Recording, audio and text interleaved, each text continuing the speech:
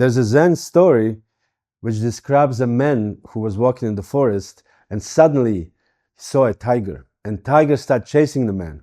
So man ran the fullest he could, and he came to the cliff. And then, the inertia carrying over the cliff, the tiger was behind him. So he was, instead of falling down the cliff, he grabbed whatever he could, and there was a bunch of grass coming off the rock. So he was holding this grass. How much can grass hold a grown-up man? And the tiger was growling from the above, and the man was slowly slipping, and was looking down. There was a rock, sharp rocks, very, very, very, very deep down there. So it's inevitable death. So either he will die by crashing his body in the rocks, or he would be eaten by tiger.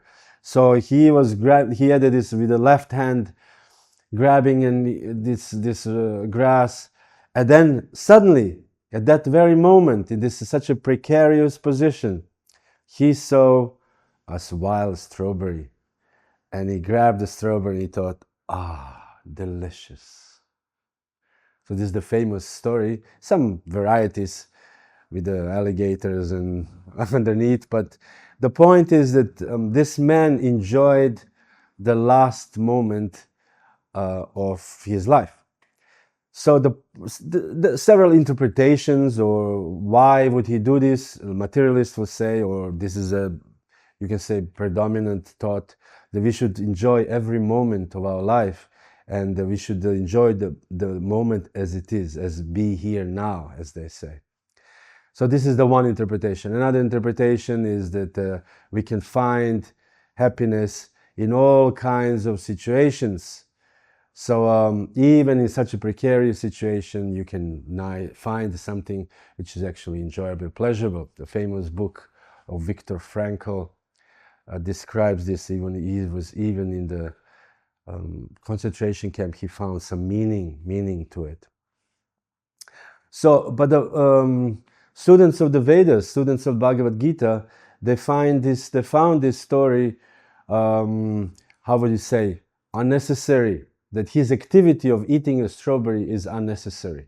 First of all, why would you, in such a last moment of your life, or precarious moment of your life, enjoy a strawberry? Rather, you should actually practice your spiritual life. First of all, because material sense gratification, meditation of enjoying, of eating something, or using one of the five senses for your own gratification, will actually just bring your meditation and carry you to your next life to continue this material existence. In the book called Srimad Bhagavatam, it is described, Srimad Bhagavatam is an ancient text from India, it is described that there was a king who was a very, very powerful king. He was actually king of the whole world. And he would be cursed to die within 7 days. So what would he do? Instead of going and enjoying his life, because kings could, at least at that time, enjoy life to their fullest satisfaction, he gave up all this and went to the bank of the river, of the holy river, Yamuna, and he sat there and he meditated, and he would ask questions to the sages who were living by the bank of the river. What is the duty of a man who is about to die? Or what is the one to do when we are about to die?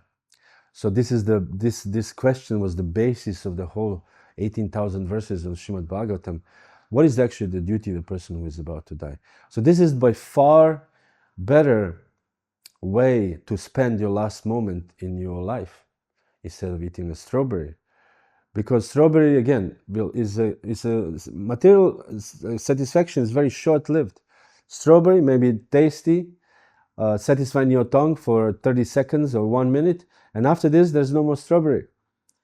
But the spiritual life is actually eternal, and practicing spiritual life and getting spiritual realization will carry us to eternity.